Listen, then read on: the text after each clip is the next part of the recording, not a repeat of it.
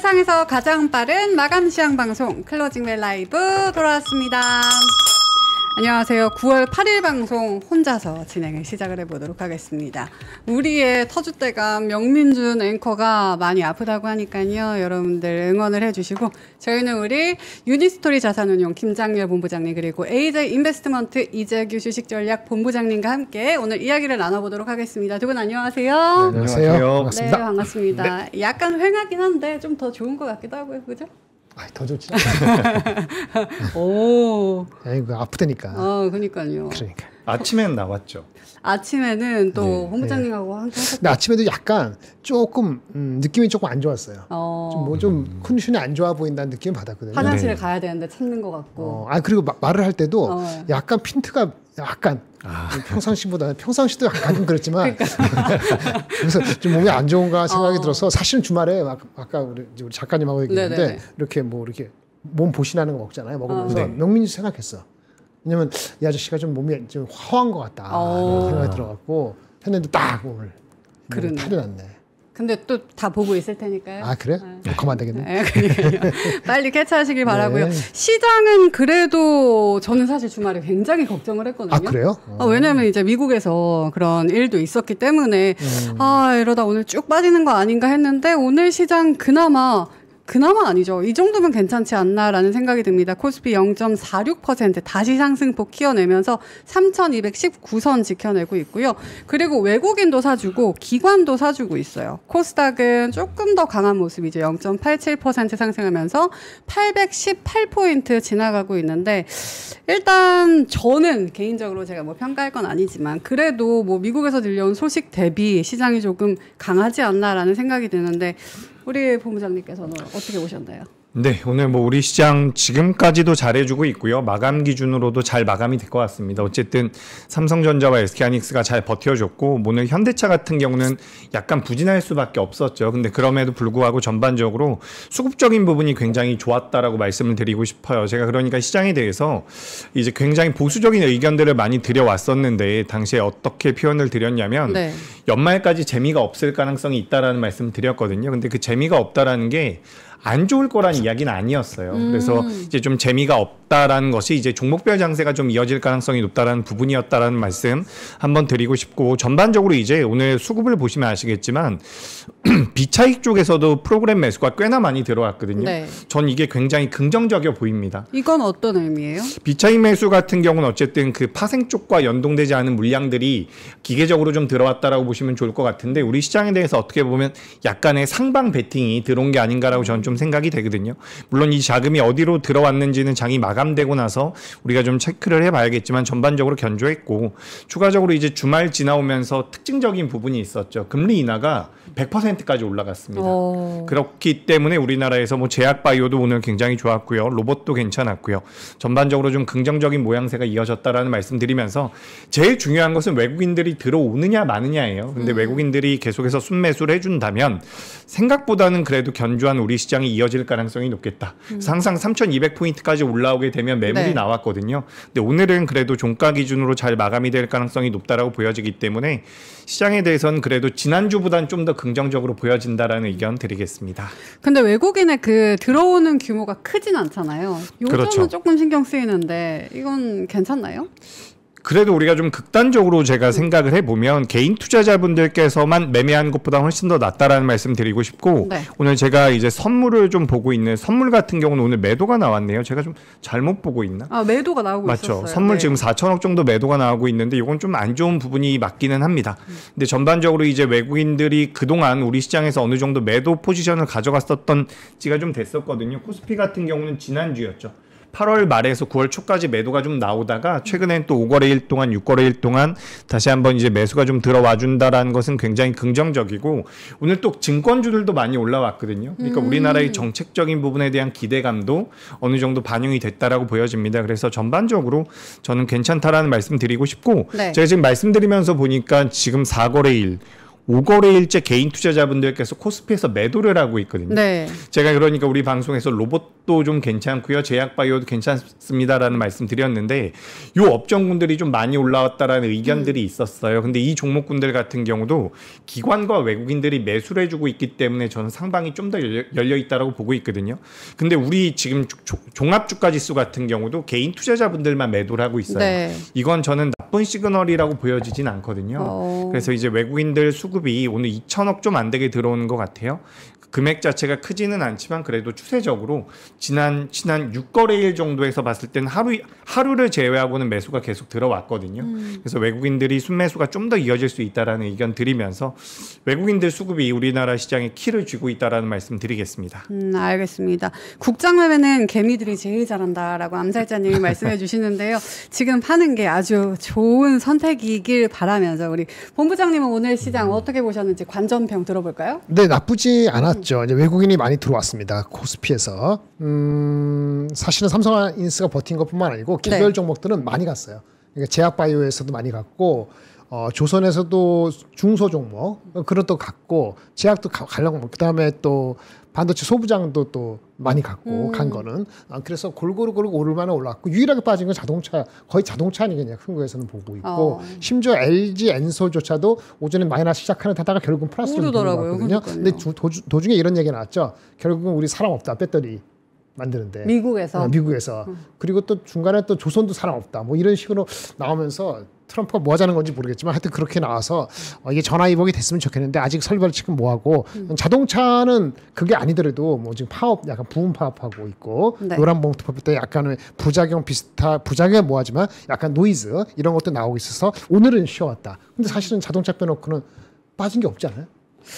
다 전반적으로 좋았다. 심지어 조선이 약간 조정받은 것처럼 보이는 거는 큰 게 안 가서 그렇지 웬만한 건 세진중공업이고 뭐 기타 등등은 난리가 났거든요. 그런 거 봤을 때는 다 오른 거. 그러니까 0.23%, 0.4% 요거 올라간 건 삼성하고 하이닉스가 막판에 더 끌어올라서 0.32, 0.45 된 것 같으니까 오늘 전력기기가 그렇죠. 조금 전력기기는 좀 빠졌지. 예, 근데 말씀드리는데 이게 웃긴 게 우리가 장이 날아갈 때는 말이죠. 진짜 삼성전자, 하이닉스 반도체 가잖아요.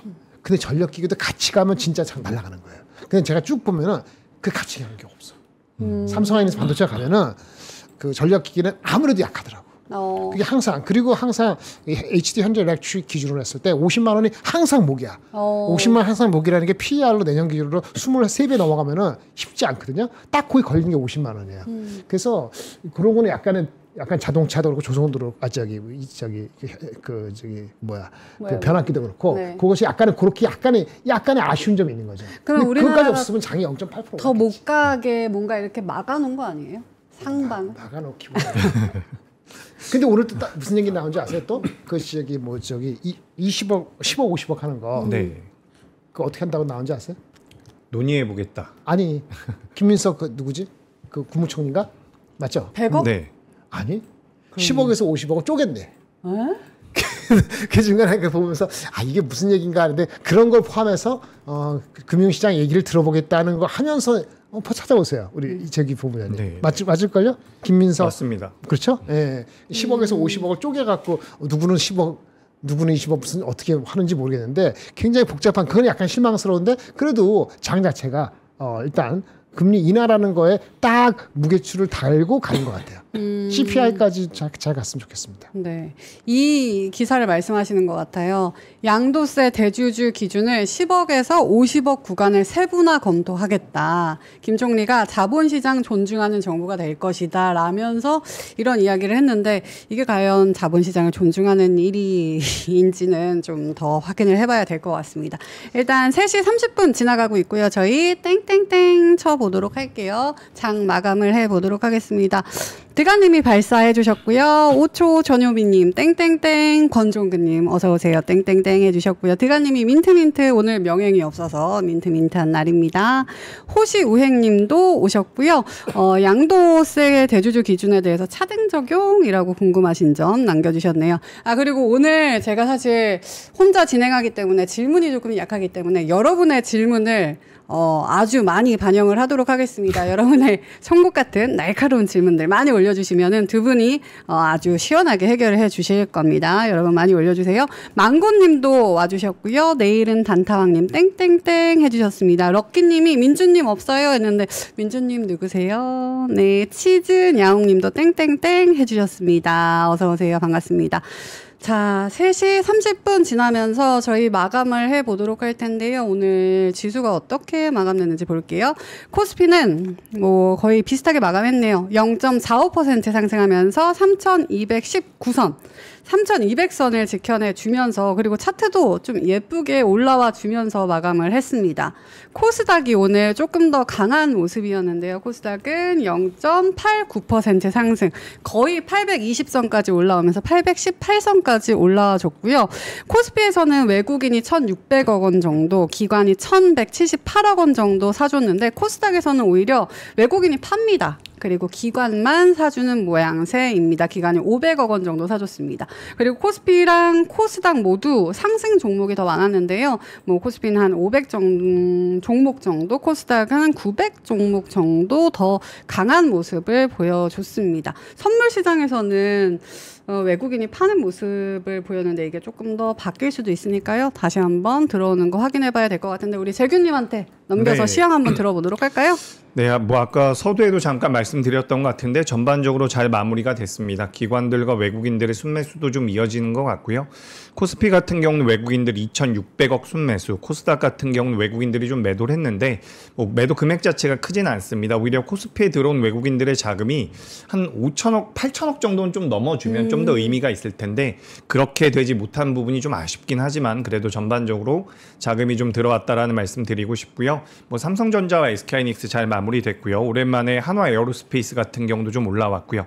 그리고 이제 현대차나 기아 같은 경우는 악재가 좀 있었죠. 근데 트럼프 같은 경우도 처음에는 뭐 잘했다라는 식으로 뉘앙스가 그렇게 좀 나왔다가 그 다음엔 이제 뭐 미국 쪽에다가 투자를 하고 있는 기업들에 대해서 잘해줘라 이런 이야기가 좀 나오면서 참 표현이 웃기네요. 네. 근데 그런 내용들이 좀 나오면서 우리나라 기업들에 대해서 어떻게 보면 대우를 좀 더 해줄 수 있다는 내용들, 그런 내용들이 좀 부각되면서 하반 경직이 어느 정도 나오지 않았나라고 생각이 됩니다. 그래서 뭐 LG 에너지 솔루션이나 2차전지 같은 경우도 전반적으로 잘 버텨줬고요.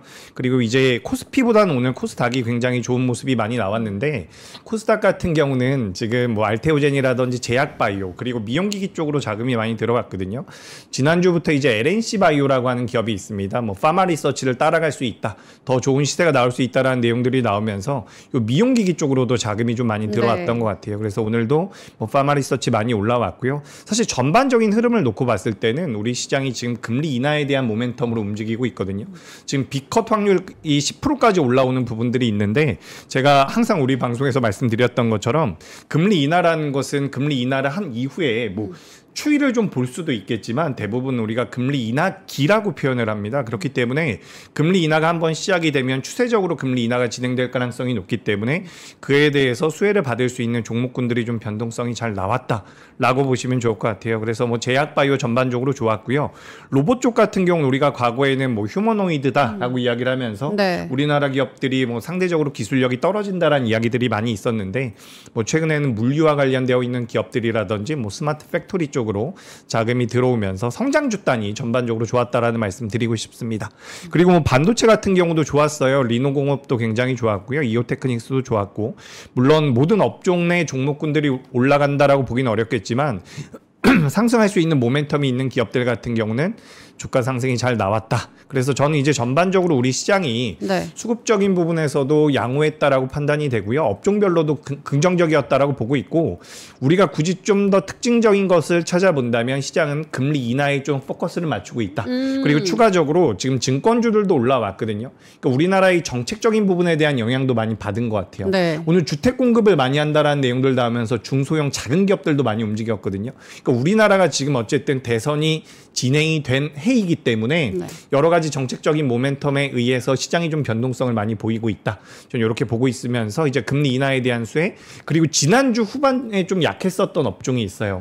그 중국과 관련되어 있는 기업들이죠. 지난주 후반에 엔터라든지 몇몇 업종들이 주가 흐름이 안 좋았는데 오늘은 전반적으로 좀 반등이 나왔습니다. 그래서 이런 쪽 같은 경우도 10월 달에 뭐 에이펙 쪽에 대한 모멘텀들이 이어질 가능성이 높다라고 보여져서 이게 참 어려운 것 같아요. 지금 시장이. 그러니까 주도 섹터가 있다라기보다는 골고루 움직이고 있는 것 같다라고 저는 느껴지거든요. 그래서 다만 오늘 굉장히 그래도 저는 양호하다라고 생각이 되는 부분이 뭐냐면 오늘 지금 코스닥 같은 경우는 500 종목이 상승을 했고 코스피 같은 경우는 500 종목이 상승을 했고요. 300 종목이 하락을 했거든요. 그리고 코스닥 같은 경우는 900 종목 상승에 600 종목이 하락을 했는데 이렇게 되면 사실 체감상 나쁜 시장이 아니거든요. 그래서 개인 투자자분들께서도 지금은 어떻게 포트를 좀 잘 구성을 해보시면 그래도 좀 해볼 만한 시장이 아닐까 저는 그렇게 판단이 되면서 오늘 월요일이죠. 네, 월요일입니다. 예, 오늘 뭐 첫 단추는 잘 끼워진 것 같습니다. 우리 재규님께서는 주도 섹터가 있기보다는 뭐 금리 인하 그리고 정책 모멘텀 중국 모멘텀이 더해져서 오늘 장이 강했다라고 말씀을 해주셨는데 망고님이 F 발음이 굉장히 좋다고 파마 리서치. 아 그래요? 네. 그 파마 리서치는 그 PH죠, PH. 그래서 PH는 우리가 F로 발음을. 파마 리서치. 여기도 영어 전문가 우리 본부장님 계시거든요. 맞죠. 파마 리서치는 PH니까 F 발음이죠. 그냥 오늘부터는 무조건 파마. 머리하는 그 파마는 펌이 이게 P 발음이에요. 우리 본부장님께서는 오늘 시장 어떻게 보셨나요? 생각보다 좋았던 이유는 아까 말씀드린 LG 엔솔 빼놓 자동차 빼놓고 다 올랐어요. 근데 조금 오를 만한 것들이 많이 올랐어요.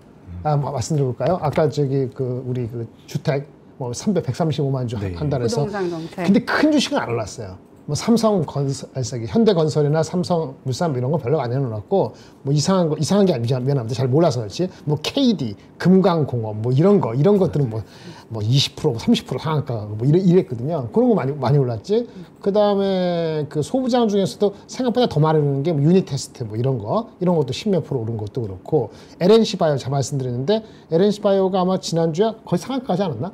상한가 갔었죠. 근데 오늘도 또 엄청 올랐잖아요. 그 각도가 상당히 센 거예요.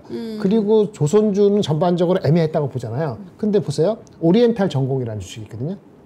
오리엔탈 전공. 이게 삼성중공업 이게 다 가는 거예요. 이거는 크레인하고 데크하우스 사람들 이렇게 사람들 사는 곳 있잖아요. 선원들 그런 거 데크하우스라든지 크레인 하는 건데 이게 웃긴 게 크레인 같은 경우가 그 LNG 같은 경우는 크레인이 뭐 2배 이상 더 많이 들어간다요. 2개 들어가는 게 아니라 상선보다 LNG 하면은 크레인이 더 많이 쓰거든요. 가격도 높아지고. 그래서 또 오리엔탈 전공이 아침에 시작할 땐 조금 움직이다가 지금 거의 상한가 23% 올라갔죠. 세진중공업 또 오늘도 22% 올라갔죠. 그러니까 이 조그만 주식이 올라가는 것들 올라가는 각도가 이 장난 아니게 올라가는 거예요. 소부장도 마찬가지고. 그런 거 봤을 때는 그런 게 올려주고 대기업에서 삼성하고 하이닉스가 안 빠지고 또 올라가니까 전체 장이 0.5% 올라가는 게 맞죠.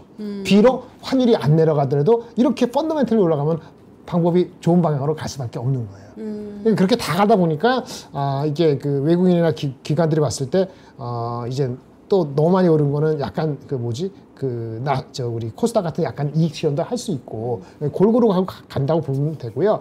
뭐 무조건 다 간 건 아닙니다. 뭐 일부 이익 실현도 있으니까 조금은 조심까지는 아니고 신경을 써야 되는데 전체적으로 오늘도 화장품도 갔어요. 네. 화장품도 전체 반등을 세게 했는데 일단 APR이 확실히 잡아줬잖아요. 걔네들이 25배 이하에서는 괜찮거든요. 근데 이게 30배 이상 가기는 쉽지 않아요. 금방은. 그런 거를 눈치채고 가기 때문에 우리가 20배, 25배에서 긍정적으로 반응하고 조그만 것들 올라갈 때 한 4, 5%면 될 것 같은 게 7, 8% 올라가고 이게 컴비네이션 돼가지고 오늘 장이 아침보다는 분명히 조금 더 기분이 좋다 이렇게 말씀드리겠습니다. 지금 제가 코스피 차트를 보고 있는데 혹시 이거 띄워주실 수 있으면 한번 보여주세요. 지금 3,219선까지 올라왔는데 차트가 좀 예쁘게 이렇게 계단식으로 올라왔거든요. 근데 저희가 사실 3,200 여기 부분만 오면은 계속 떨어지고 있잖아요. 여기 박스권의 거의 상단에도 다시 온 상황인데 이걸 뚫고 올라갈 수 있는 그런 무언가? 동력이 남아있는 게 있을까요? 아까 저기 나왔네. 그래서 이 대통령이 뭐라고 한마디 하셨다는데 주식 양도세 긍정적으로 뭐 이렇게 검토하겠다. 그럼 뭐 지주하고 증권, 오늘 지주도 뭐 CJ는 가고 SK도 갔지만 증권 같은 키움증권도 가고 증권도 막판에 올랐잖아요. 많이 솟아났으니까 증권하고 지주만 가고 삼성하고 하니까 버텨도 그냥 전고점 3,245 아니 7월 말일날 이거 저기 3,288이 그런 정고점인데 네. 증권 양도세 그러니까 주식 양도세 잡소리 나온 날이 7월 30일이거든. 그때가 3,245야. 3,245는 이것만 하면 바로 3,245 가지. 그 이상 가는 것도 뭐 금리 인하가 무리 없게 된다면 그 인하도 갈 수 있는 거죠. 아니 원복하고 금리 인하가 무리 없게 되고 경기 둔화의 강도를 우려하지 않을 정도로 갈 수 있다고 CPI에서 넘버만 2.9 이하가 나오면은 이번 주 금요일날 바로 갈 수 있죠. 근데 둘 다 안 된다. 뭐 아까 말한 것처럼 10억에서 50억 쪼개갖고 10억, 20억 무슨 장난치는 거야? 그리고 CPI 넘버가 2.9가 아니고 3.1 이렇게 나오면 좀 쉬어가겠죠. 그럼 다시 또 3,200 밑으로 가는 거고 그렇게 패턴인 거죠. 근데 오늘은 분위기는 좋았어요.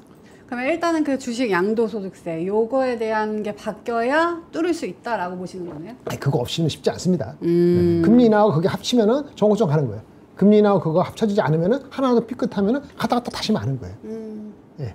그러면 금리 인하에 대한 거는 지금 이미 반영이 되어 있는 거예요? 어떻게 보세요? 뭐가 있어야 뚫는다고 보세요, 재경님은? 저도 일단은 우리나라는 지금 정책적인 부분이 가장 중요하다라고 생각을 하고 있습니다. 그래서 뭐 대주주 요건을 50억으로 유지해 주던가 뭐 100억으로 늘릴 수 있다라는 얘기도 가끔씩 들리는데 그런 정책적인 모멘텀이 일단 기본이 돼야지 시장이 우상향을 할 가능성이 높다라고 보고 있어요. 이게 왜 그러냐면 제가 지난번에도 한번 말씀드렸는지 모르겠는데 실제로 10억으로 줄일 수 있다라는 내용이 나왔을 때 장중에 시장에서 어떤 변동성이 나왔냐면 외국인들이 순매도를 했습니다. 그러니까 이게 우리가 개인 투자자분들뿐만 아니라 전체적으로 이제 투자라는 자금들이 그 정책에 대한 방향성을 계속해서 생각을 하고 있는 부분이거든요. 그래서 이 정책적인 부분이 좀 진행이 되고요. 그리고 이제 금리 인하에 대한 부분 같은 경우는 사실 9월 다음 주죠. 다음 주 FOMC에서 금리 인하할 겁니다. 뭐 우리가 계속 이야기해 왔었던 부분이기 때문에 이건 어떻게 보면 반영이 되어 있는 거예요. 근데 연말까지 몇 번 더 할 수 있다라는 내용들에 대한 그런 가이던스가 좀 나와줘야 된다라고 보고 있고 금리 인하가 실제로 시행이 되면 저는 당시에는 다음 주죠. 다음 주에는 일부 섹터들 같은 경우는 단기적으로 물량이 나올 수도 있다라고 보고 있어요.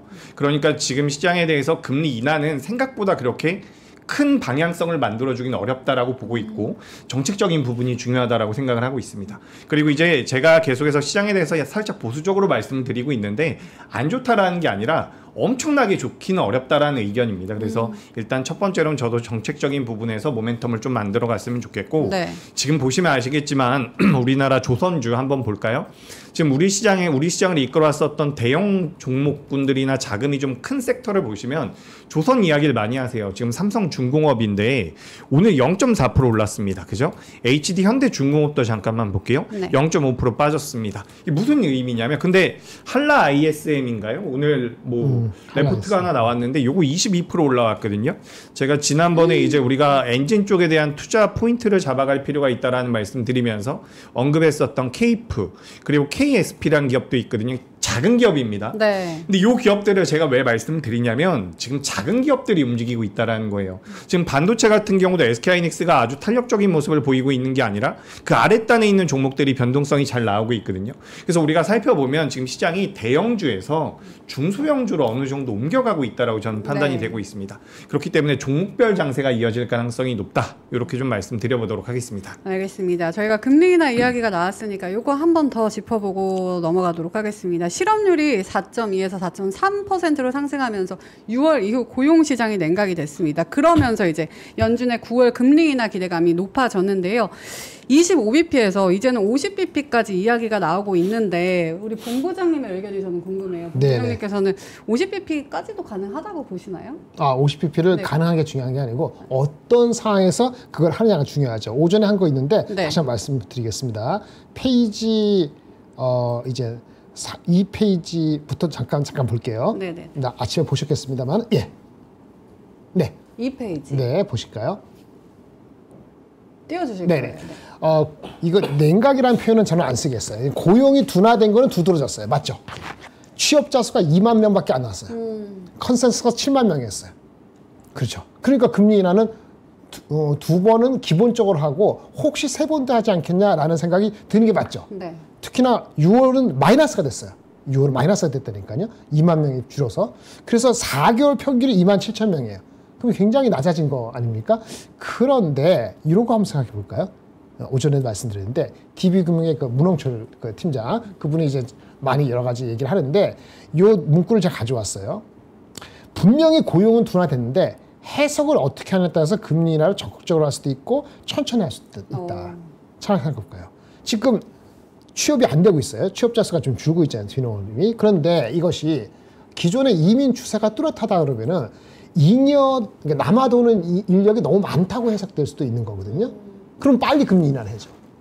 그런데 지금 최근에 그 순이민 이런 거 줄고 있거든요. 그래서 그렇게 따지면은 잉여 노동까지는 아니야. 남아도는 사람이 많지는 않아. 그냥 잘 버티면서 가고 있다고 해석할 수도 있기 때문에 그럼 금리 인하는 서두를 필요가 없다고 양면적으로 해석할 수 있어요. 어떻게 해석하느냐가 그게 중요한 거예요. 만약에 그래서 이런 상황에서 금리 인하를 하는 데 있어 갖고 50bp를 얘기했잖아요. 할 정도가 되려면은 아까 말한 것처럼 맨 위에 하면은 사람이 너무 남아돈다라는 더 확실한 증거가 있거나 그렇지 않더라도 인플레가 확실히 잡혔다고 시그널이 와야 돼. 근데 고용 데이터는 계속 좀 변하고 있기 때문에 좀 확신을 못 쓰는 상태이기 때문에 이번 주 목요일 날 CPI에서 그 인플레가 좀 많이 내려간다고 생각을 하면은 혹시 고용 데이터 해석이 이렇게 하게 저렇게 하게 따라서 틀릴 수 있더라도 CPI를 가지고 고용 데이터의 오차를 감내하고 금리 인하를 할 수 있어요.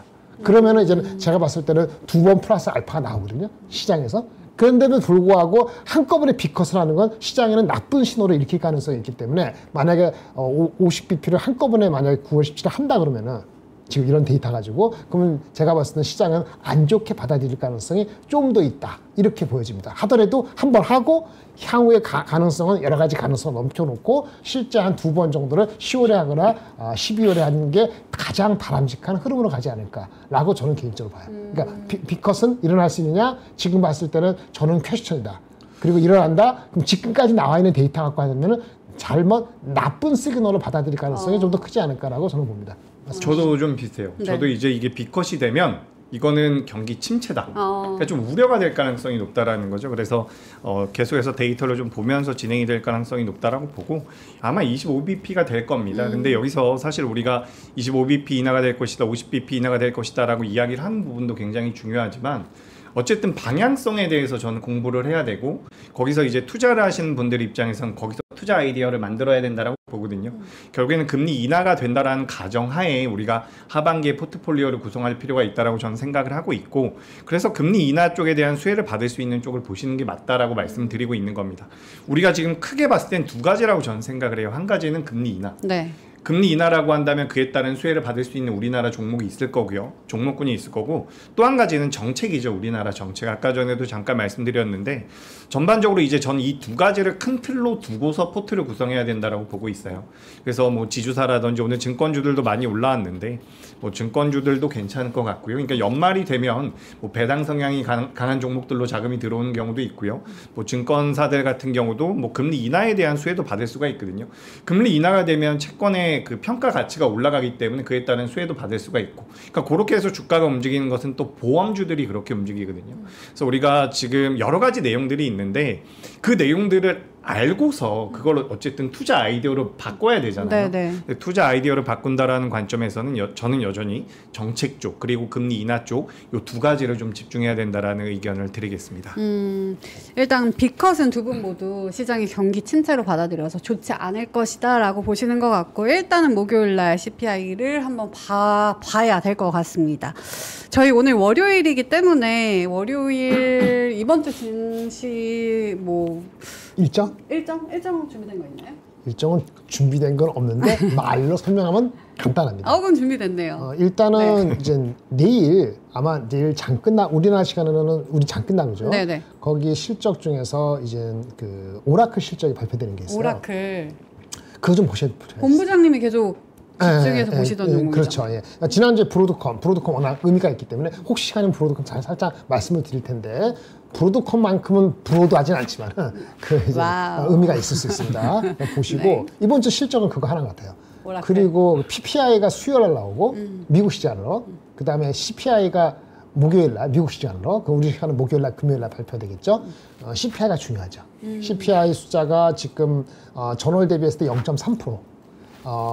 전년 동기 대비에 2.9% 이게 헤드라인 기준입니다. 이 정도로 보고 있는데 그거에서 많이 벗어나지 않으면은 큰 무리가 없고 금리 인하는 한 번 플러스 무슨 커멘트 이렇게 확실히 들어갈 거예요. 그래서 요거 두 것이 저는 눈에 가장 띄었어요. 나머지도 뭐 있긴 있는데 말씀해 주시죠. 네, 아니 그 본부장님 지금 제가 제 자료가 있어요. 요거 보시면서 요거 보시면서 말씀하시면 될 것 같습니다. 하시면 됩니다. 제 PPT 한번 보여주시면 요거 보시면 저는 뭐 큰 의견은 없습니다. 오늘 저거네. 예. 신임 투표. 예, 저 프랑스 바이로 총리 신임 투표 지난주에 한번 이야기 나눴었죠. 그래서 이게 뭐 전반적으로 유럽의 국채 금리 올리고 여러 가지 부담스러운 부분들이 있는데 뭐 잘 마무리가 되지 않을까라고 저는 생각을 하고 있고 뭐 이건 제가 준비한 자료들인데 뭐 잠깐만 뭐 이런 이야기도 해볼 수 있다면 제가 말씀을 드리고 싶은 게 지금 9월 달이 월별 평균 수익률이 그렇게 좋지가 않아요. 그래서 계속해서 이제 9월 달은 안 좋을 것이다라는 이야기들이 있습니다. 근데 여기 제가 좀 자료가 있어서 좀 살펴봤는데 우측에 보시면 아시겠지만 9월 달에는 코스피도 안 좋고 코스닥도 안 좋고 S&P 500도 안 좋거든요. 근데 이게 약간 좀 다르게 분석을 할 수가 있는 게 뭐냐면 코스피와 코스닥의 상승 횟수와 하락 횟수가 그렇게 차이가 많이 안 나요. 근데 이제 포인트가 뭐냐면 여기 밑에 보셨을 때 평균 상승률이 3%대거든요. 3%, 2%. 미국 S&P 500 같은 게 2%인데 하락할 때 너무 많이 빠졌더라고요. 그래서 이게 약간의 어떻게 보면 통계를 좀 왜곡시킬 수 있었지 않나라고 생각이 돼서 살펴봤더니 9월 달에 여러 가지 사건들이 많았더라고요. 그래서 9월 달이 우리가 지금 안 좋다라는 이야기들 많이 하고 있는데 저도 사실 그렇게 많이 배우고 있었거든요. 배웠고 통계를 그렇게 경험을 하고 있었는데 최근 이제 우리나라 시장의 흐름을 보면 이게 그렇게까지 빠질 것 같다라는 생각이 많이 안 들더라고요. 그래서 어떻게 보면 연말까지 봤을 때 저는 여전히 좀 재미없을 거라고는 생각을 해요. 그렇지만 전반적으로 우리가 너무 비관적으로 보실 필요는 없을 것 같고 아까 전에 말씀드렸던 것처럼 개인 투자자들이 오히려 최근에 매도를 많이 하고 있거든요. 그러니까 개인 투자자분들이 주식 매매 잘하니까 매도하셔서 뭐 고점 매도였다라면 다행이지만 여기서 기관들과 외국인들이 어쨌든 추세적으로 좀 매수를 해준다라고 하면 우리 시장이 생각보다 좀 견조할 수 있지 않을까. 그래서 여기에 포인트는 아까 본부장님께서도 말씀해 주신 것처럼 그 대주주 양도세와 관련되어 있는 부분 그리고 뭐 금리에 대한 그 스탠스 이게 굉장히 중요할 것 같습니다. 그래서 9월 달에 대해서 저도 지난번에 좀 부정적으로 말씀드린 것 같은데 그렇게까지 제가 부정적으로 보이진 않는다. 이렇게 좀 말씀드리고 싶고요. 다만 재미는 없을 수 있습니다. 예. 지단손님께서 9월은 변동성이 큰 달이다. 오히려 빅 세일 기간이 되지 않을까라고도 말씀을 해주셨는데요. 또 그렇게 활용을 해봐도 좋을 것 같습니다. 저 아까 프랑스 이야기가 나와서 말인데 요거까지만 한번 짚어볼까요? 일본에서 이시바 총리가 사임을 발표했습니다. 그리고 이제 차기로 누가 될지 여기에 대해서 조금 관심이 쏠리고 있는 상황인데 이게 또 엔화랑 뭐 원화 뭐 이런 거 달러랑 다 엮여 있을 것 같거든요. 어떻게 보시나요? 그러게. 근데 누가 후임으로 거론되고 있죠? 제가 오늘 바빠서 그것까지 몰랐는데 후임이 누가 거론되고 그 성향에 따라 달라질 것 같아요. 근데 오늘 일본장은 아침부터 좋았어요. 강하더라고요. 네, 그 엔화가 엔저가 되진 않았을 거. 약간 엔저 됐나 모르겠는데 그래서 그 성향을 알 때까지는 모르겠지만 아마 이시바 총리는 원래부터 그 하야 압력을 참 오랫동안 받아왔던 것 같거든요. 길게 하지도 않았습니다만은 그 한일 정상회담 관련해서부터 그래서 아마 불확실성 해소론이란 새로운 기대 아니겠는가? 일본에서 반응은 저는 그렇게 일단은 뒤집어 보거든요. 네, 근데 그거 이상으로 지금 드린 말씀은 딱히 없는 것 같아요. 이게 우리나라에는 어떤 영향을 줄까요? 엔화가 강세가 돼서 미국이 금리를 내리잖아요. 그럼 엔고가 되면 엔캐리 청산까지라는 그런 자금의 변화가 있을까라는 생각을 지금 안 하더라도 나중에 할 수는 있죠. 그거는 좀 이슈입니다. 왜냐하면 그렇죠. 환율이 이제 재석 147 계속 있어서 다행인 것 같은데 만약에 금리 격차가 지금 400bp거든요. 기준금리 격차로 미국하고 일본하고 차이가 400bp, 그러니까 4%예요. 좀만 내려가면 적정 환율 레벨을 봤을 때는 이게 압력을 받아요.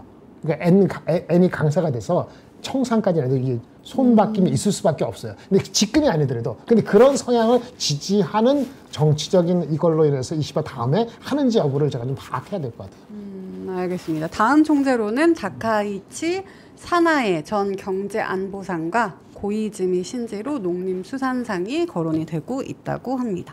이거를 조금 참고를 해보셔야 될 것 같습니다. 좀 하실 말씀 있나요?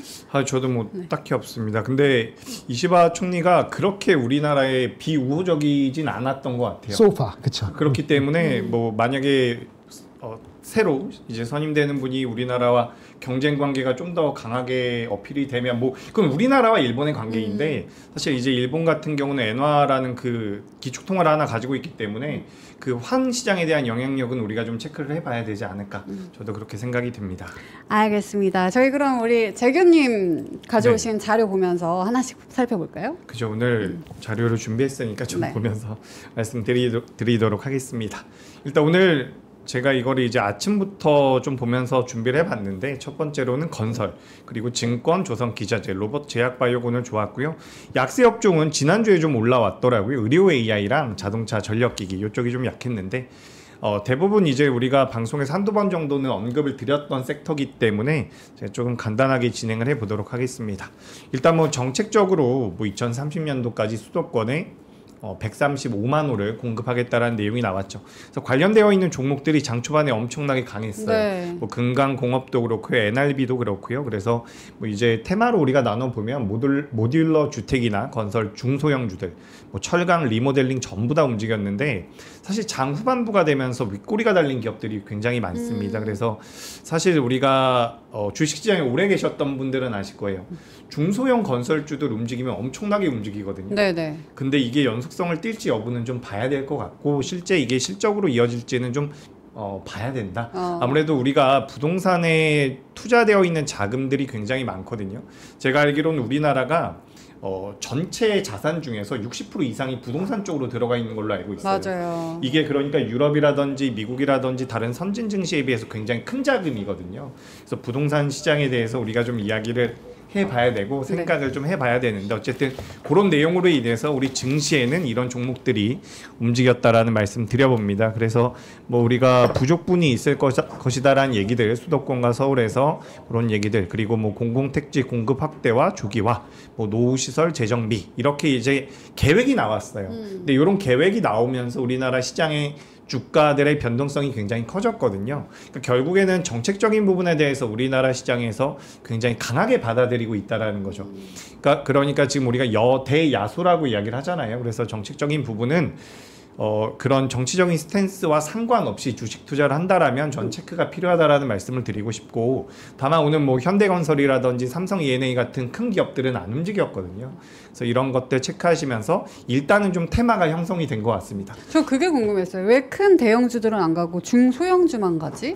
진짜 테마인가? 일단은 우리가 실적으로 반영이 되는 데 있어서 시차도 분명히 필요하고요. 그리고 우리나라 지금 건설 대형주들 같은 경우는 주가 흐름이 또 그렇게 나쁘지가 않았거든요. 탄력적으로 움직일 만한 상황은 아니었다라는 말씀드리면서 테마성을 많이 띠고 있었다. 이렇게 좀 정리를 드리고 또 두 번째로는 이제 증권 이거 한번 여쭤보고 갈까요? 네네. 부동산에 대해서 우리 예. 본부장님께도.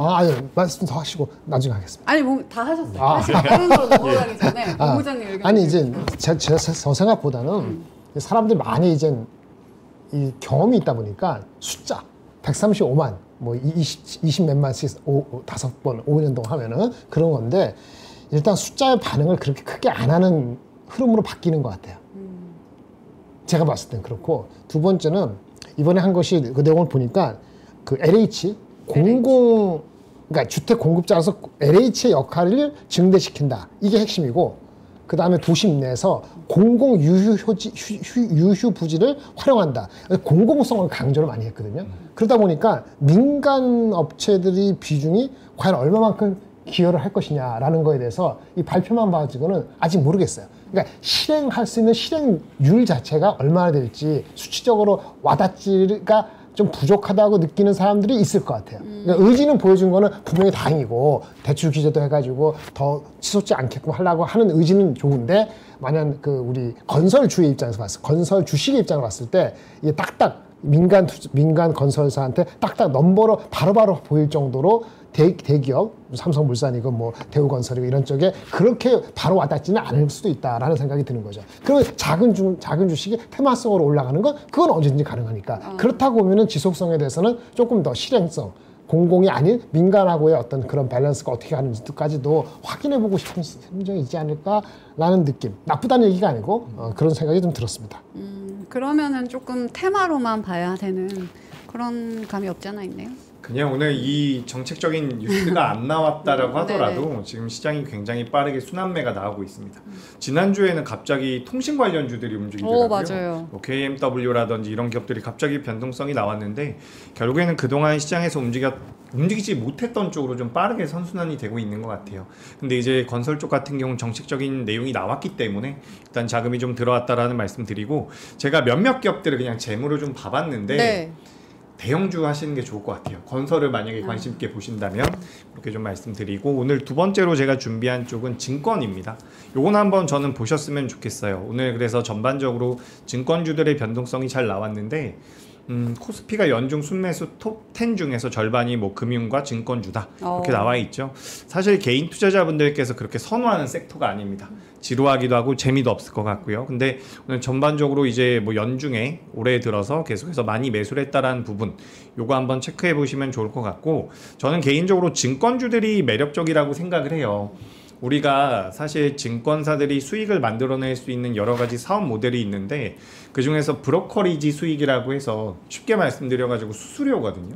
그러니까 개인 투자자분들이 매매를 많이 하고 우리나라에서 매매하고 해외에서 매매를 많이 하면 그에 따라서 이제 수익률이 많이 올라갑니다.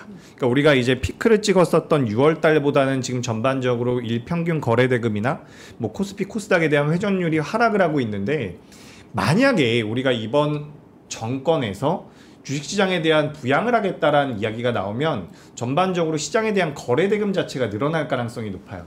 그래서 우리가 과거에 종합주가지수의 흐름과 증권 업종의 흐름이 굉장히 동일시 됐었던 시기가 있거든요. 근데 뭐 코로나 이후에는 그게 동일시되지 않았습니다. 근데 지금 우리가 그 간격을 좀 좁히는 과정이라고 생각을 한다면 증권주 같은 경우는 그래도 저는 좀 매력적이지 않을까라는 생각이 들어요. 아까 전에도 뭐 잠깐 언급을 드렸는데 뭐 금리 인하가 된다면 뭐 채권 쪽에 대한 평가 가치도 상승하는 부분들이 있기 때문에 전 증권주 같은 경우도 오늘 반등이 어느 정도는 합당했다라고 보고 있고 좀 재미없다라고 하더라도 관심을 좀 가져보시는 게 어떨까 좀 이렇게 생각이 됩니다. 그리고 숟가락 얹겠습니다. 전적으로 동감합니다. 조금 올라갈 것 같으면 거래하면은 키움증권하고 삼성증권 이런 거 성향이 다르지만 한 2개 정도 박아놓어도 괜찮아요. 증권주 괜찮은 것 같아요. 괜찮은 것 같아요. 근데 중요한 건 저 포인트 아니에요. 아까 보여주시면은 추가 상승 여력이 있는가잖아요. 이미 올라올 대로 올라왔고 기대감도 사실 반영이 거의 다 된 상황 아니에요? 거래만 되면 증권주는 더 올라가죠. 거래량 늘면은 그냥 다른 주식도 올라간 거 쉬더라도 그냥 올라갈 수 있어요. 삼성전자, 하이닉스 요만 올라가도 3,300 그냥 바로 갑니다. 그렇지 않을까? 저도 긍정적으로 보고 있어요. 그래요? 그러면 왜 꼭 집어서 키움이라고 거래량의 핵심 레버리지 효과가 가장 큰 게 개인 투자자들이 많이 이용하는 토스도 중요한데 토스는 비상장이니까 그래서 탑 종목으로는 그렇죠. 키움증권을 꼽아주셨습니다. 알겠습니다. 저희 시간이 되나요? 좀 빠르게 진행을 해보도록 하죠. 시간은 많은데 잠시만요. 저희가 우리 명행이 없잖아요. 명행이 없는 이유가 아파서거든요. 그래서 여러분들 너무 욕하시지 마시고 아픈 사람은 욕하면 안 되잖아요. 저희가 아프지 않기 위해서는 잘 챙겨 먹어야 합니다. 그래서 저희가 오늘은 부산 맛집 고기곰탕과 포기 김치를 가지고 왔는데요. 두 분께서 맛있게 드셔주실 것이거든요. 제가 소개를 해보도록 하겠습니다. 화면을 이쪽으로 잡아주시면 좋을 것 같아요. 한우 2플러스 고기곰탕을 가지고 왔는데요. 소비 기한도 넉넉합니다. 2026년 3월 9일까지 넉넉하게 두고 먹으실 수 있습니다. 투불. 2불 한우 고기곰탕 500g짜리를 무려 4팩이나 보내드리는데요. 요게 정상가가 한 6만원, 5만원 요때인데 핫딜가로 4팩을 39,800원, 만원도 안 되는 가격에 가져가실 수 있습니다. 뜯고 여러분 데우기만 하면 완성이 되는데요. 다시 한번 말씀드리지만 투불 한우 곰탕이고요. 부산 해운대 명가의 정통 고기곰탕입니다. 우리 명행 아프잖아요. 기력 회복에 아주 좋은 프리미엄 보양식이라서 이것도 오면은 먹여야 될 것 같습니다. 우리 명행이 아침에 이걸 잘 못 먹었어. 그래서 그때부터 그때 그 기운이 좀 빠진 것 같아. 요걸 먹었으면 안 아팠는데. 전 잘 먹었잖아요. 이렇게. 네네. 두 분 잘 드시는데요? 본부장님, 이재규 본부장님 많이 드시면. 소리 좋다. 오전에는 밥을 안 줬거든. 밥을 안 줬어요? 네, 지금 밥을 줬잖아요. 아 그래요? 제가 본부장 많이 드세요. 예. 아플까봐.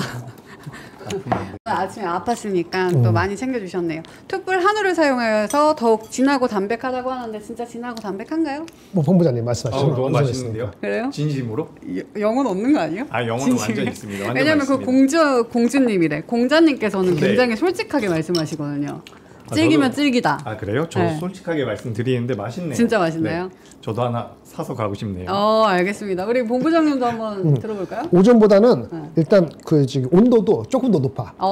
오전은 약간 그랬거든. 그리고 밥이 없었고. 아, 요리가 근데 지금은 하는 거는 훨씬 맛있어. 근데 간도 적당히 약간 짭조름하게. 지금 이 정도는 필요 없을 정도인데 괜찮은 것 같습니다. 소금도 필요 없을 정도로. 네, 적절합니다. 김치도 괜찮습니다. 네. 같이 김치도 진하고 담백한 맛이라고 합니다. 김치도 있습니다. 갓 담은 포기김치이고요. 3.4kg을 보내드립니다. 제조일로부터 6개월까지이고요. 포기김치 3.4kg인데 정상가가 35,000원 정도인데 핫딜가로 24,900원에 가져가실 수 있고요. 당일 생산했고 당일 출고하고 신선한 산지 직송입니다. 국내산 부재료를 사용했고요. 100% 국내산이라서 아삭하고 시원하고 고랭지 배추 포기김치니까요. 여러분들 링크 클릭하셔가지고 김치도 그리고 곰탕도 다 챙겨가 보시기 바라겠습니다. 건강하세요. 자, 우리 광고는 마쳐보고요. 우리 재규님께서 네. 너무 많이 준비를 하셨다고 해서 빨리 넘어가 볼까요? 그 정도는 아니고 어쨌든 맛있네요. 진짜 맛있죠? 예, 여기 맞습니다. 아까도 영혼 없다 맛있어. 그랬는데. 아 제가 좀 원래 좀 몸이 건조한 사람이지만 네. 그래서 그래 보이셨나 봐요. 근데 아. 맛있습니다. 이게 제일 맛있는 거. 제일 맛있는 거예요. 평상시에도 제일 맛있을 예, 때, 맞아요. 맛있다. 맛있었어 진짜. 예, 진짜 맛있습니다. 진짜 맛있습니다. 자, 그러면 제가 이제 준비한 거 계속해서 이어가 볼게요. 네. 일단은 뭐 요거는 섹터 자체를 많이 말씀드렸기 때문에 로봇 쪽과 조선 기자재가 오늘도 좋았습니다. 그래서 로봇 쪽 같은 경우는 우리가 그 휴머노이드 이야기를 많이 했었거든요, 과거에는. 근데 이제 휴머노이드 쪽보다는 스마트 팩토리나 이쪽으로 이제 자금이 많이 가고 있는 것 같아요. 그래서 우리가 처음에 노란봉투법 이야기 나왔을 때 긴가민가 했었는데 저는 가장 중요한 게 시장의 선택을 받느냐 마느냐거든요. 그 시장의 선택을 받았는지 여부를 판단하는 것은 저는 결국에는 거래 대금이라고 보고 있습니다. 자금이 많이 들어오고 있다는 것은 시장에서의 관심도가 높아지고 있다는 것이기 때문에 전 연말에 로봇주들 같은 경우는 시세가 좀 더 이어질 수 있다고 생각이 돼요. 다만 뭐 아무 종목이나 이렇게 추려서 하시는 것보다는 대기업들과 연결고리가 있는 기업들이 있거든요. 그래서 그런 기업들 좀 추려보시면 어떨까. 제가 로봇이랑 조선 기자재는 좀 간단하게만 준비를 했어요. 조선 기자재 같은 경우는 한라 IMS 같은 경우 뭐 세진중공업도 올라왔고요.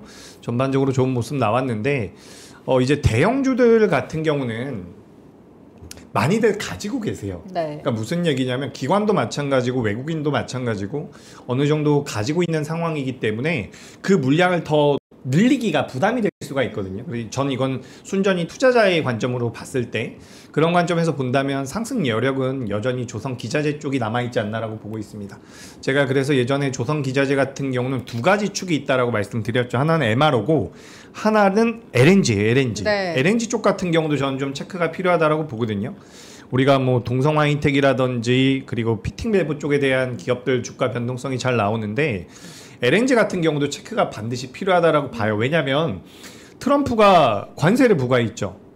그리고 나서 뭐 감세를 하면서 좀 이제 어느 정도 회유하는 모습이 나왔는데 결국엔 트럼프도 투자를 하지 않겠습니까?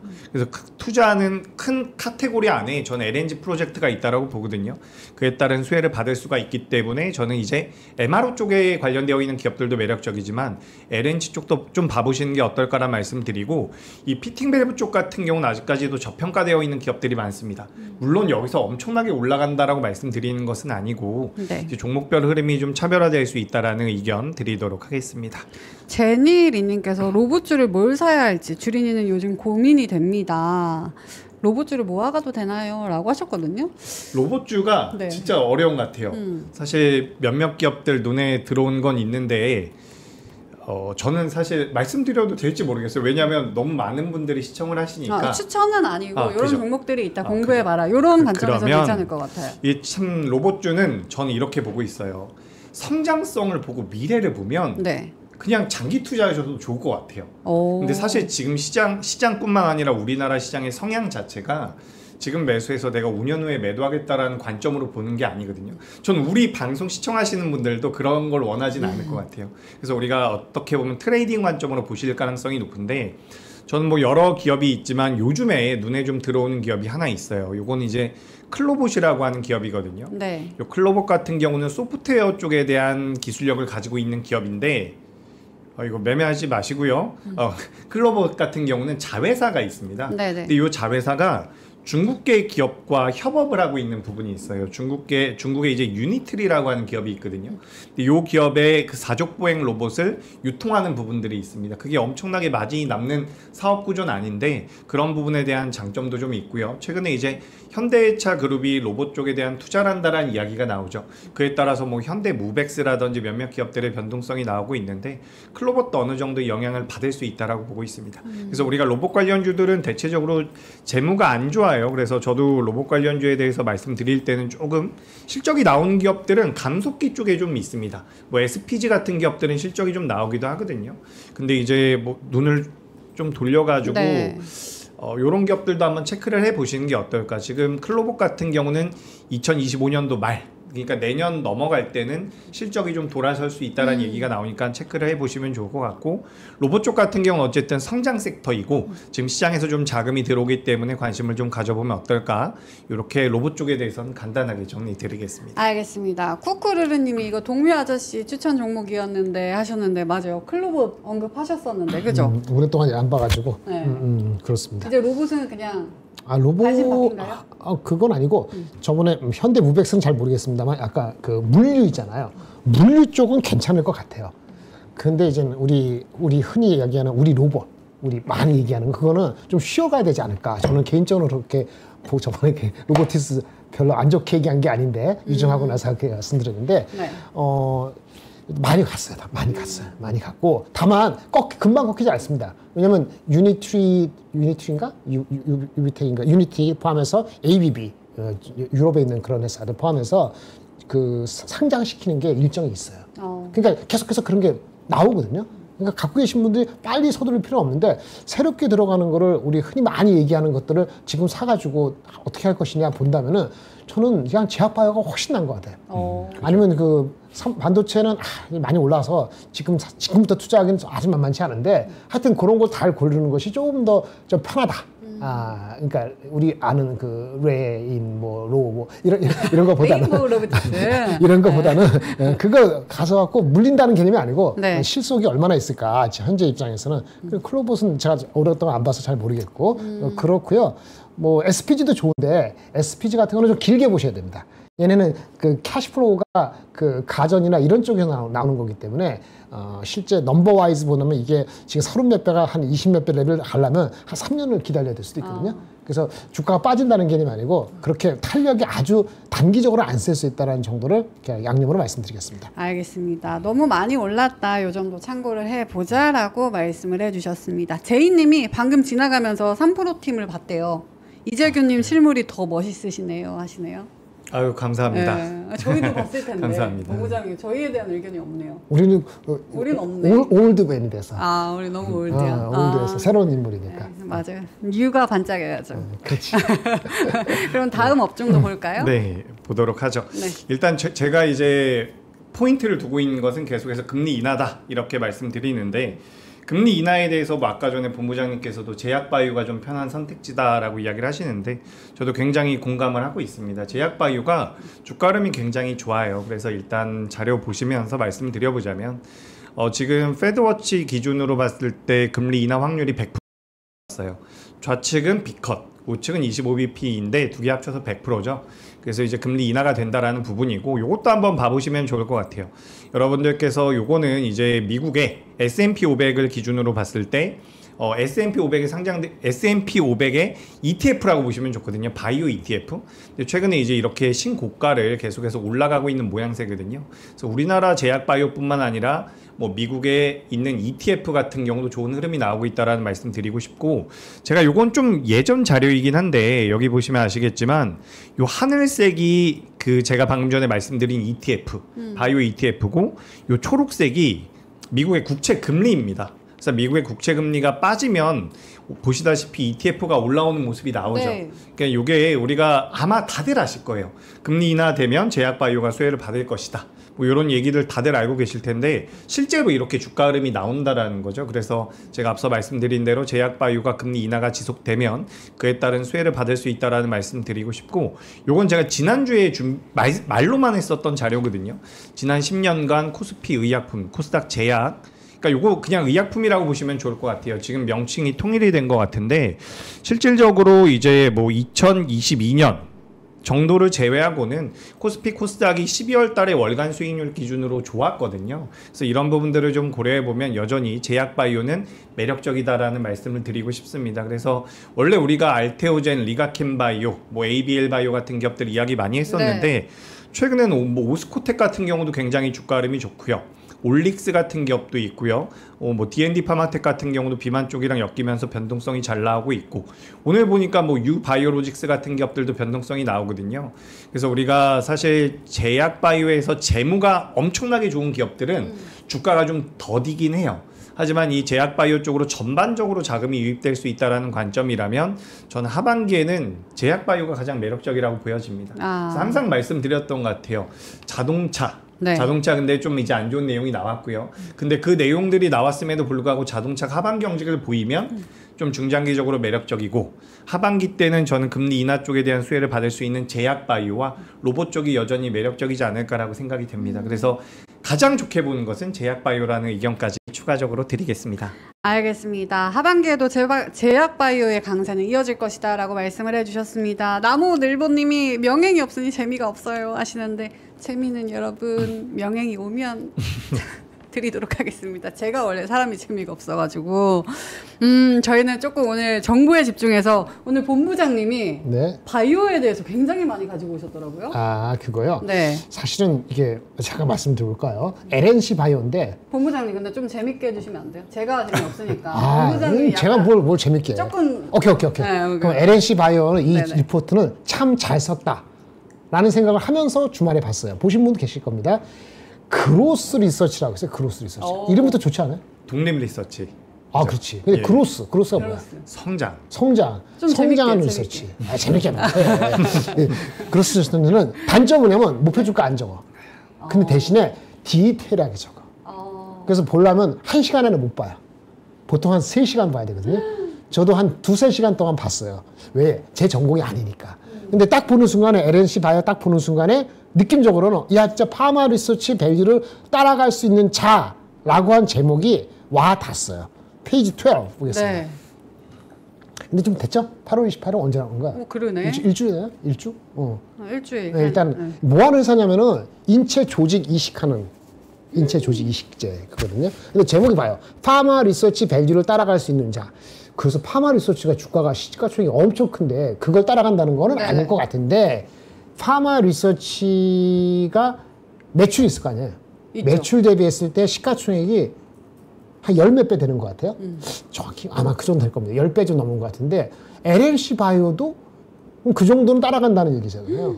그 딱 보니까 지난주 금요일 날 상한가 갔으니까 딱 10배 정도 되더라고. 와. 그래서 이미 그런 가치가 있다고 하는데, 제가 잘 몰랐었는데 이 스킨 부스터 방식이 리쥬란 있잖아요. 리쥬란. 그거하고 좀 다른 방식이라고 하더라고요. 여기 보시면은 이게 그 피부에 그 뭐 지탱해주고 이러는 게 ECM이라고 재미없는데 네. 그 콜라겐은 아시죠? 엘라스틴 많이 들어봤죠? 히알루론산 뭐 이런 게 있는데 네. 얘네가 이거에 뭐 기술력이 있는 것 같아요. 그래서 이게 나름대로 여기 보시면 한번 보면 여기 예.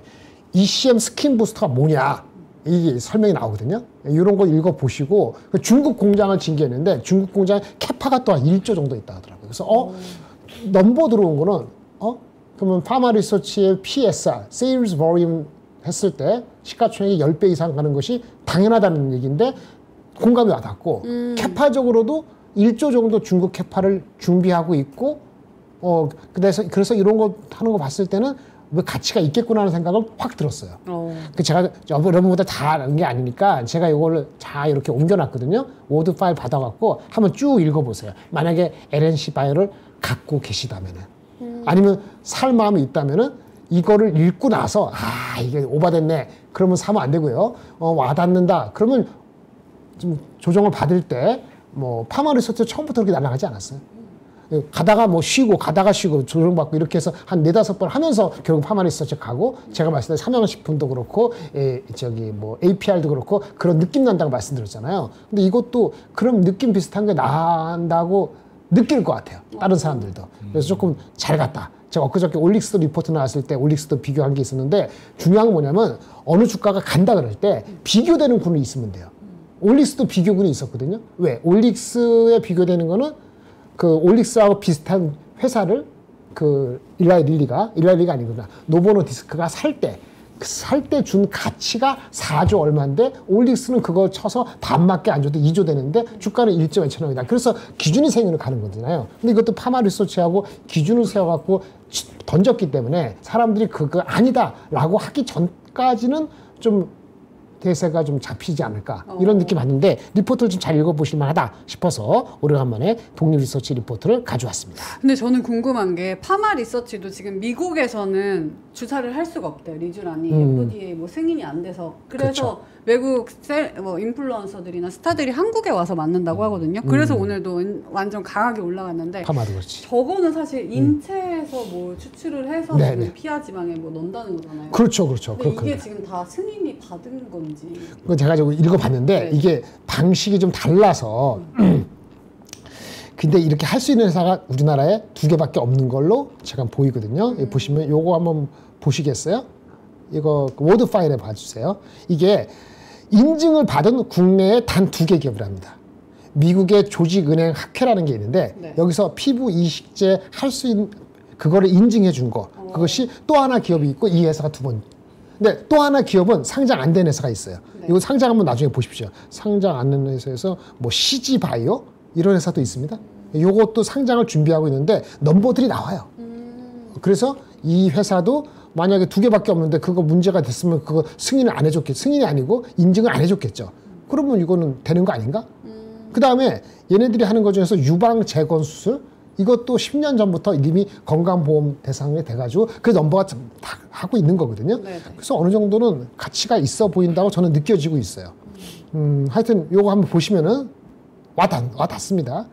그리고 이게 뭐 중국 다른 나라에도 확대하고 있다 이런 얘기도 있고 또 중요한 거는 중국에 판매를 하려고 그러는데 이게 좀 중국은 쉽지가 않잖아요. 그 전략적 투자를 모색하고 있다고 얘기되고 있어서 이게 진행이 되면은 그 평가에 대한 가치가 다시 한번 산정이 되지 않을까. 이것도 주가를 끌어올리는 핵심이 아니었는가. 한마디로 말했을 때 아까 넘버가 파마 리서치 비슷하게 가는 그 논리가 말이 될 수도 있다는 거하고 2개밖에 없다. 하나는 비상적이다. 그러니까 중국을 뚫으라는데 중국하고 관련되는 스트래티지 인베스터즈, 전략적 투자자하고 뭔가 진행되고 있는 것으로 지금 나오고 있거든요. 그러면 주가는 가는 이유가 있었겠죠.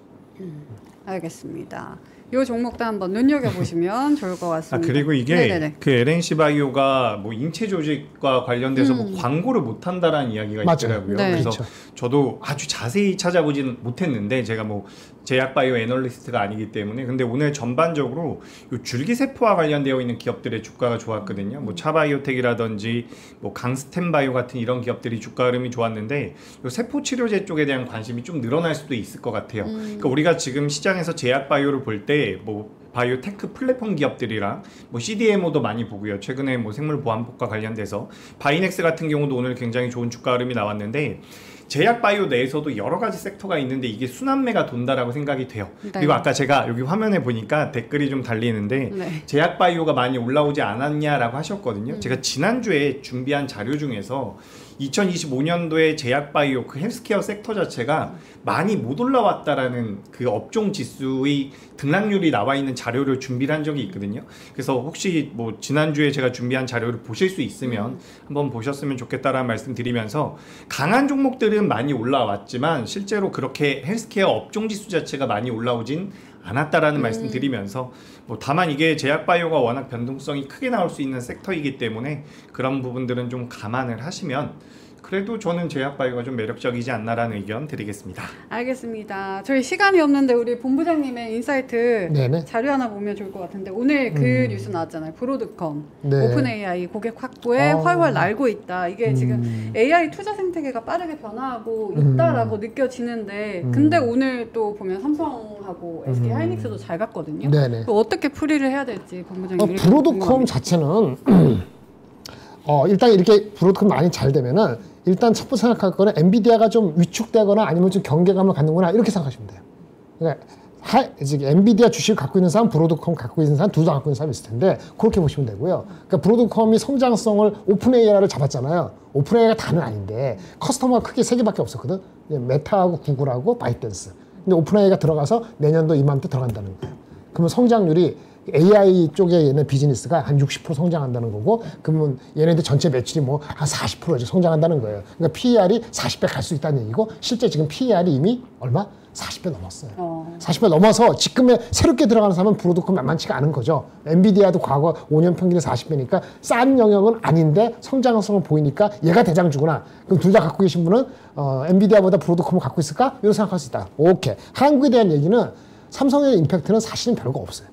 포지티브하지만 이렇게 다이렉트 연결된 건 아니고, 하이닉스는 조금 더 있다는 거는 브로드컴에서의 마켓쉐어도 삼성보다는 하이닉스가 높기 때문에 그런 거예요. 그쵸? 근데 브로드컴의 에이직이라는 그 칩은 우리 GPU, 우리 엔비디아가 하는 것처럼 바로 HBM4 이런 식으로 빡빡하는 그 스펙이 빡빡하지가 않아요. 그 삼성전자도 하이닉스도 큰 차이가 없을 수도 있어요.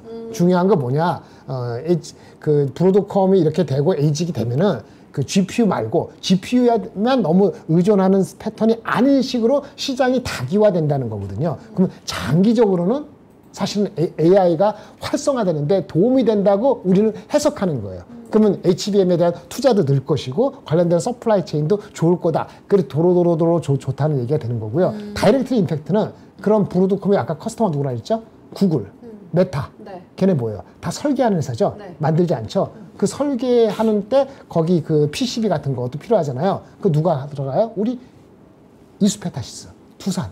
얘네가 직접적인 수예요. 그러니까 삼성 하이닉스보다 두산하고 이수페타시스 같은 것이 더 먼저 많이 반응한다라고 보시면 돼요. 이렇게 보시면 되겠습니다. 그럼 끝. 쉽게 정리 한번 해주세요. 그러니까 AI 시장이 커져.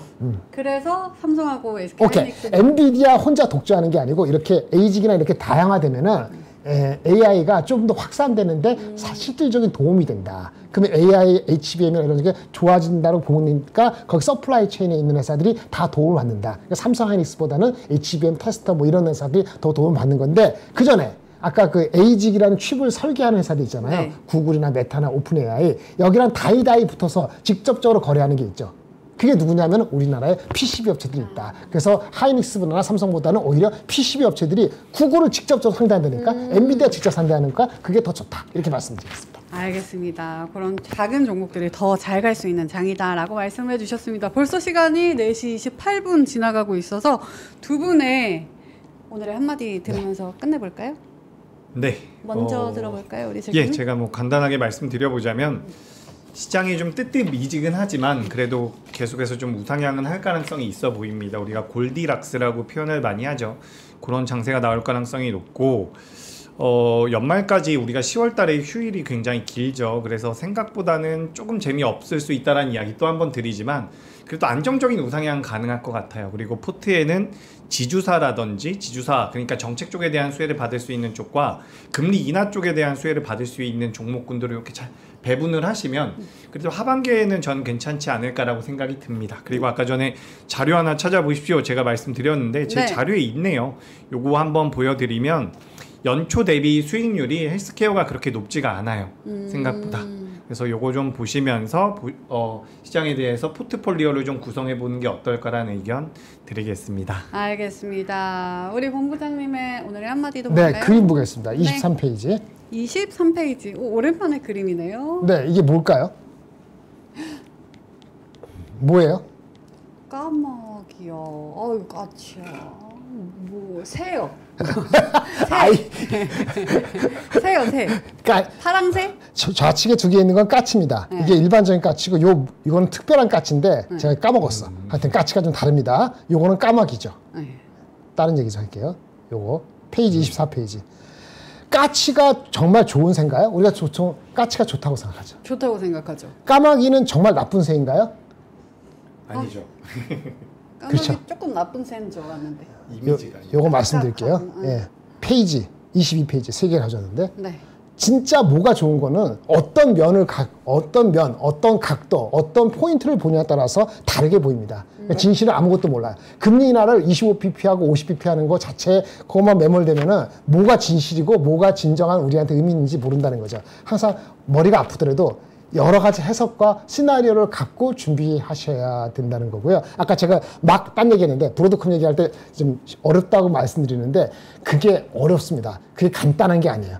간단할 정도면은 딴 데 가서 20분 얘기할 걸 2분 얘기하는데 어떻게 쉽겠어요? 그러니까 쉽지 않은 게 당연한 거고 그게 알아들을 정도면 하는 건데 어떤 면을 보느냐에 따라 다른 거니까 금리나 25는 좋고 50bp 무조건 나쁘고 50bp 무조건 좋고 나쁘고 이런 개념이 아니다. 그러니까 각자의 면을 항상 다르게 보려고 하는 유연성을 갖고 정해야지 어떤 진짜 까마귀인데 까치로 보이고 까치가 까마귀로 보이고 이런 혼동스러운 세상에 우리가 대처할 수 있지 않을까 싶어서 가져왔습니다. 절대 까마귀가 나쁜 새는 아닙니다. 우리의 선입관이죠. 알겠습니다. 자, 오늘의 한마디까지 저희 이렇게 1시간 동안 함께 했는데요. 여러분들 내일도 시장이 오르길 바라고 여러분의 계좌가 풍성해지길 바라면서 저희는 내일 오프닝 벨에서 명행과 함께 하시고요. 또 클로징 벨 저희 함께 하시길 바라겠습니다. 오늘 함께 해주신 여러분 감사합니다. 감사합니다.